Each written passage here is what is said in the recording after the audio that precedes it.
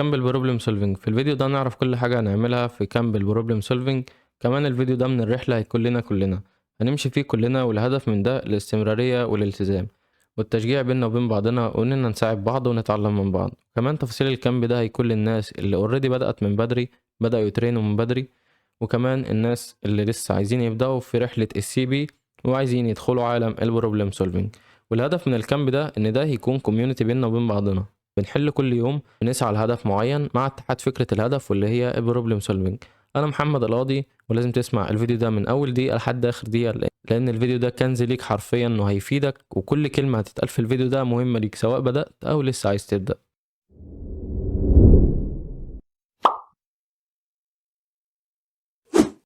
بسم الله والحمد لله والصلاة والسلام على رسول الله، اللهم صل وسلم وبارك على سيدنا محمد. طيب يلا بينا يا باشا، هات قهوتك وكشكولك وقلمك ويلا عشان نشوف هنعمل ايه في الرحلة دي. دلوقتي احنا هنعمل ايه؟ تعالى بس اديك نبذة بسيطة عن يعني ايه السي بي والبي اس وايه الفرق بينهم، وانت بتعمل ايه فيهم، او هيفيدوك في ايه عموما. طيب دلوقتي تعالى نعرف ايه هو السي بي، وده اختصار لكلمة الكومبتيتيف بروجرامينج. يعني ايه؟ يعني البرمجة التنافسية، ودي عبارة عن مسابقات بيحلوا فيها مسائل برمجة صعبة وسريعة، بتساعدك على انك تحسن مهارات التفكير وحل المسائل بشكل اسرع. طيب ده كده السي بي واللي هي competitive programming. طيب ايه هو البي اس؟ ودي اختصار لكلمة البروبلم سولفينج. طيب ايه هي البروبلم سولفينج؟ يعني حل المشاكل، والمشاكل دي بيركز على انك تعرف تحل اي مشكلة بتواجهك في البرمجة او في الحياة بشكل عام. ده بيساعدك تفكر بشكل منطقي وتوصل لحلول اسرع. الخلاصة ما بين السي بي والبي اس: السي بي بتساعدك تنافس وتحل مسائل بسرعة، وده زي أي مسابقة في البرمجة عموما، وده زي مثلا مسابقة ال A وال A وال I CBC، وكمان كونتستات كود فورسز. طيب البي اس بيطور مهاراتك في التفكير وحل أي مشكلة. طيب كده احنا عرفنا ايه هي السي بي وايه هو البي اس، وعرفنا الفرق بينهم، وعرفنا كل واحد هيديك ايه من ناحية ان هو بيشغل دماغ. طيب يا سيدي كلمنا اكتر عن البي اس، بما ان الكامب ده هنشتغل فيه بروبلم سولفينج. طيب بص يا هندسة، مهارة البروبلم سولفينج اللي انت المفروض تكتسبها هي حاجة موجودة معانا في الحياة عموما.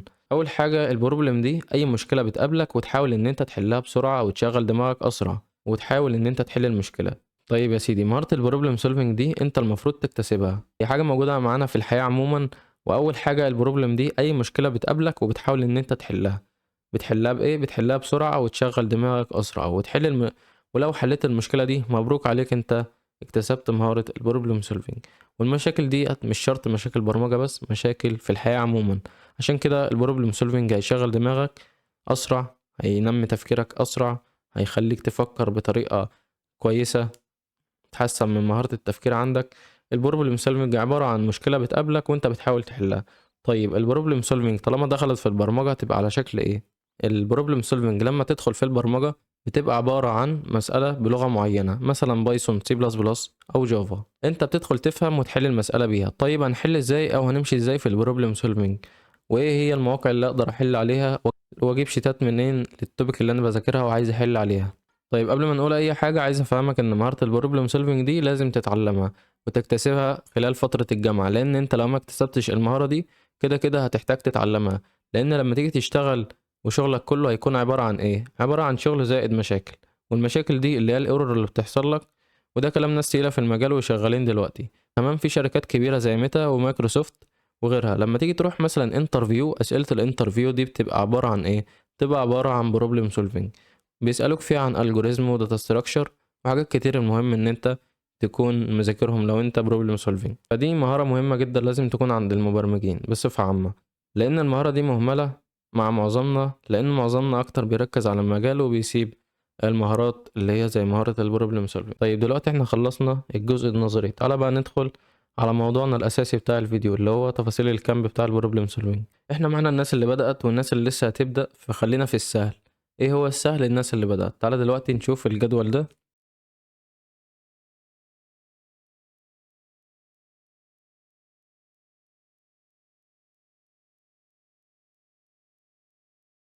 طيب تعالى بص معايا عشان نشوف هنعمل ايه في الكامب ده، وهنشوف هنمشي في تفاصيله ازاي. اول حاجة شايف الرود ماب دي؟ سواء انت خلصت او لسه مخلصتش او لسه هتبدأ ليفل 1 بروبلم سولفينج سي بلس بلس، فانا عايز اقول لك على الحاجات اللي احنا هنمشي عليها. اول حاجة لو انت مخلص ليفل 1 شايف التوبيك دي احنا معانا 7 توبك في ليفل 1 هناخدهم على 7 ايام. ده انت المفروض ان انت مذاكرهم وحلل عليهم. فاحنا المفروض ان احنا هناخد مثلا التوبك الواحد في يوم هناخده مراجعة على حاجات مثلا، سواء هتراجع عليه كله او هتراجع على حاجات انت ضعيف فيها في قلب التوبك ده. فانت هتاخده ان انت مثلا هتاخد مثلا اول توبك هتاخده مثلا مراجعة وحل. بعد كده التوبك التاني مراجعة وحل، مراجعة وحل، مراجعة وحل، مراجعة وحل، مراجعة وحل، لحد ما تخلص السبع ايام. خلصنا السبع ايام، استنى هقول لك هنعمل ايه. طيب دلوقتي لو انت لسه ما خلصتش ليفل 1 في البروبلم سولفنج، فاحنا هنعمل ايه؟ هتاخد التوبك دي بدل ما هتاخدها على 7 ايام هتاخدها على 14 يوم. ليه هتاخدها على 14 يوم؟ لان انت محتاج تدي كل توبك حقه، او مثلا يعني هتدي كل توبك حقه لحد الفانكشن. هتيجي عند الستيلز 1 و 2، فانت دول محتاجين منك من يومين ل3 او 4 ايام عشان انت ايه تديهم حقهم. مش عايزك تكروت. اولا ده مش قرآن، ده انا بديك الحاجة اللي احنا نعملها وانت عايز تعدل عدل براحتك. بس انت انت بتظبط الحاجة دي على حسب انت ماشي ازاي، فاهم دماغك عاملة ازاي، بدأت ازاي. مش عايز تعمل موقف دماغك خالص، امشي معايا يا عم، امشي زي ما انا بقول. طيب فهمت انت هتعمل ايه؟ طيب بقى لو انت لسه هتبدأ في البروبلم سولفنج عامة، طيب الناس اللي لسه ما بدأتش ليها جدول تاني. الرود ماب دي لايه؟ دي للناس اللي عايزة تراجع، اللي هم خلصوا اصلا قبل كده او اللي لسه ما خلصوش توبيك. نيجي بقى للناس اللي لسه ما بدأتش خالص. اول حاجة ركز لي معايا كده، احنا معانا كام توبيك؟ معانا 7. من التوبيك اللي احنا هنذاكرها في ليفل 1 ده، لو انت لسه ما بدأتش احنا عندنا 7. المهم ان انت تعمل ايه؟ اول حاجة انا عايزك تاخد لي الليفل ده، يعني خد وقتك من شهر لشهرين، من اول 30 يوم لحد 50 او 60 يوم. انا عايزك تاخد وقتك وما تكروتش التوبيك ده. اول حاجة انت مثلا هتقسم التوبيك ازاي؟ هتقسم مثلا اول توبيك مثلا ممكن تاخده على 5 ايام، بحيث ان انت لسه بادئ حاجة جديدة، فانت ما تخليش المعلومات كلها كتير ورا بعض. انت واحدة واحدة عشان تقدر ان انت تفهم البرمجة، ومفيش حاجة وما تبقاش حاطط ضغط على نفسك او لود كبير ان انت ما تقدرش تكمل. فاول حاجة انت مثلا هتاخد الشيت ده، يعني كل توبيك هتاخده على 5 ايام. لقيته عايز 6 اديله 6، لقيته عايز 7 اديله 7. فالمهم ان انت تماستر التوبيك على قد ما تقدر. خد راحتك فيه طالما انت لسه بادئ. فانت مثلا جبت مثلا مثلا عن داتا تايب مثلا، انت هتبدأه، بدأته. اول حاجة عندك هنا في الشيت حاجة اسمها ستارت ديت، يعني تاريخ البداية. تاريخ البداية ده أو التاريخ اللي انت هتبدأ فيه تكتبه. مثلا النهاردة كام؟ النهاردة 16/8، هتيجي هنا تكتب لي 16/8. تمام. بعد كده انت هتعمل ايه؟ بعد ما انت ما تخلص مثلا الشيت ده مذاكرة وتطبيق، هتيجي انت هتحل عليه منين بقى؟ هتحل عليه من شيت اسيوط او من شيت طيبة. تعالى دلوقتي نفهم شيت اسيوط عشان شيت اسيوط شامل وكويس. فدلوقتي هنسيب لك اللينك بتاع الشيت ده تحت. هتيجي هنا عندك تدخل دلوقتي عشان انا منضم. تعالى بس ايه نشوف هندخل الجروب ده ازاي. دلوقتي احنا عندنا هنا اهو جوين، يعني انضمام في الجروب. هتضغط هنا هيدخلك في الشيت عموما يعني. فانت دلوقتي ترتيب التوبيك من تحت لفوق، اللي هو هنا داتا تايب لوب اري سترينج فانكشن stls1 stls2. فهنا عندك برضو داتا تايب لوب اري سترينج فانكشن، وماس ميموري دي ما خدناش فسيبك منها. وعندك الستيلز هتلاقيها عندك في شيت طيبة. فانت دلوقتي تركز لي على ايه؟ هتركز لي على شيت الداتا تايب. احنا دلوقتي عايزين نحل على الداتا تايب. هتدخل هنا على انتر، هيديك الشيت من A to Z. المسائل عندك من A to Z. اول حاجة احنا هنعمل ايه؟ هنحل ازاي؟ هتيجي هنا مثلا على اول مسألة، هي بتقول لك say hello with C++.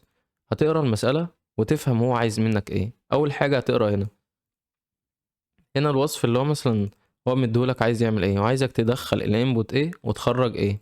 ومديك مثال اهو الانبوت والاوتبوت. فانت المفروض هتعمل ايه؟ انت المفروض هتفكر في المسألة دي. بعد ما تبدأ ان انت تفكر فيها، تفتح الكومبايلر بتاعك وتبدأ ان انت تكود المسألة، وتبدأ ان انت ايه تصمت المسألة. طيب هتصمت يعني انت مثلا عملت الكود، هتيجي هنا على كلمة submit. هتيجي هنا على language، اللغة اللي انت هتعمل بيها C++، هتختار دي. لو انت مثلا لغة تانية هتيجي تختار جافا. مثلا لو عندك بايثون هتختار بايثون. فاحنا مثلا عشان C++، فاحنا هنختار دي عشان هي C++ يعني. فدلوقتي بتختار مثلا المشكلة اللي انت المسألة اللي انت حلتها اللي هي مثلا ايه، وبعد كده بتحط هنا الكود. بعد ما تحط هنا الكود بتعمل submit. تمام. تمام. بعد كده هنا بيقول لك بقى ايه، جابت accepted ولا ما جابتش accepted. تمام.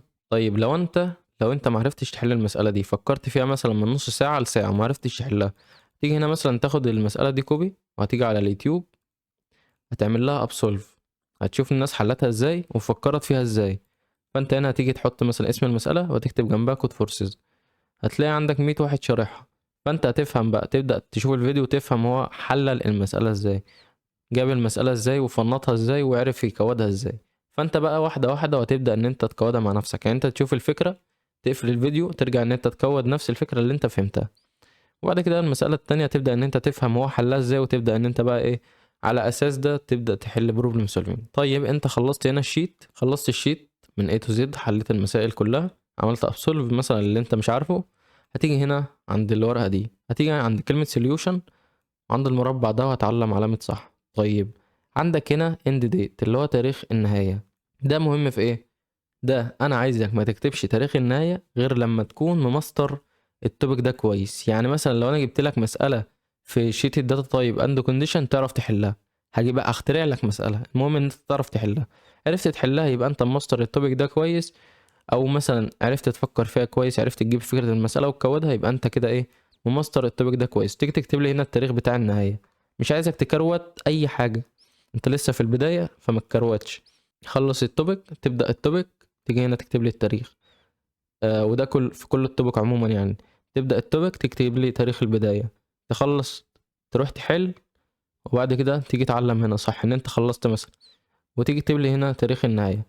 مثلا انت خلصت، تعالى كده نفرش، مثلا انت خلصت هنا الشيت ده، تمام. انا دلوقتي حليت، فانت دلوقتي هتطبع لي الورقة دي، وهتعلم مثلا، يعني انت هنا علمت، هتيجي تنزلها على جروب الواتس اللي هسيبه لك تحت في الوصف. ده هيديك دافع ان انت تكمل، وكمان هيشجع زمايلك لو هم مثلا مكسلين. يعني هيكون في منافسة بينكو، وفي غيرة في العلم، وفي اللي هو طب ده حل انا عايز احل زيه ومش عارف ايه، هيكون في تبادل تشجيع من بعضهم. دي للناس اللي لسه هتبدأ. طيب الناس اللي بدأت فوق وقلنا هم هيعملوا ايه، تعالى دلوقتي احنا هنحل ازاي.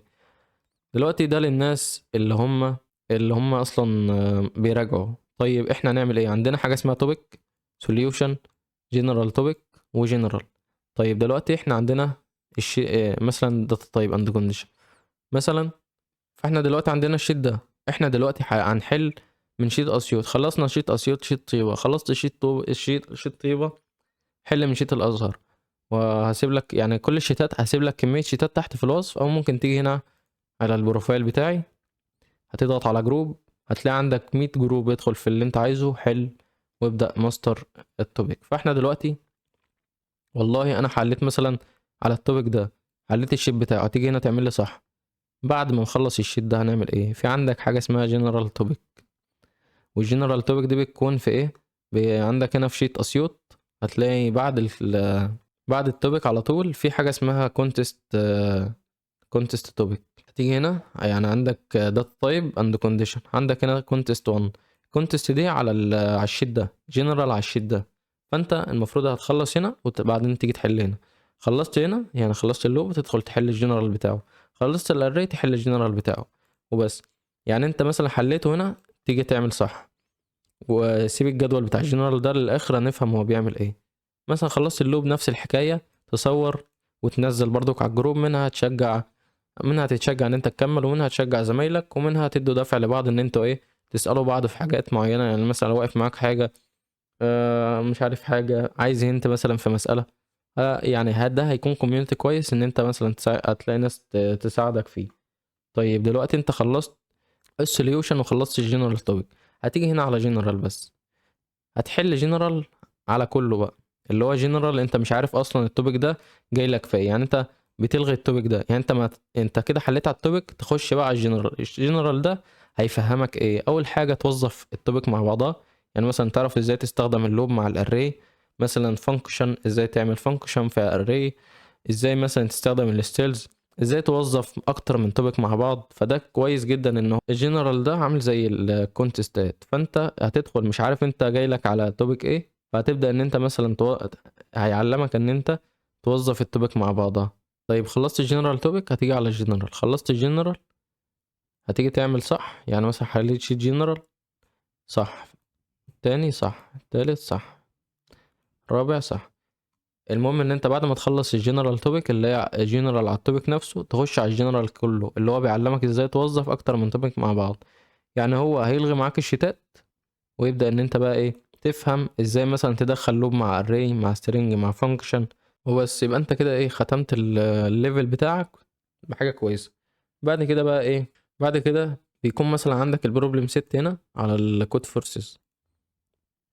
بتيجي مثلا عندك على البروبلم سيت، هتيجي هنا مثلا تحدد من ايه بعد ما تحل جنرال.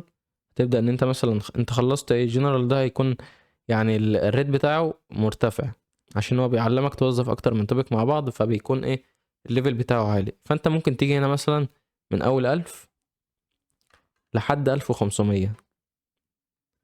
ده لو انت مثلا عايز تحل وهتعمل ابلاي، هيجيب لك مثلا المسائل من اول 1000، من اول ريت 1000 لحد 1500.